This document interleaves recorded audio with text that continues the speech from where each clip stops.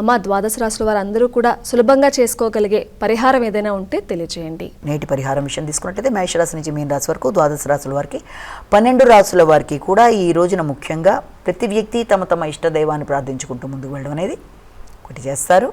దాని పరంగా ముందుకు వెళ్ళినా ఇంకా మీకు సమయం, ఆసక్తి, అనుకూలత అన్నీ ఉన్నట్లయితే తప్పనిసరిగా ఈ రోజున శివాలయ సందర్శన కానీ, అలాగే దక్షిణామూర్తిని ఆలయాలు, అలాగే శివుణ్ణి సందర్శించి శివ స్తోత్రాలు, బిల్వాష్టకం, లింగాష్టకం మొదలైనవి చేయడం ఇవన్నీ కూడా చాలా చాలా మంచి ఫలితాలు ఇస్తాయి. కనుక అవకాశం ఉన్నట్లయితే ఇది కూడా చేసినట్లయితే బాగుంటుంది.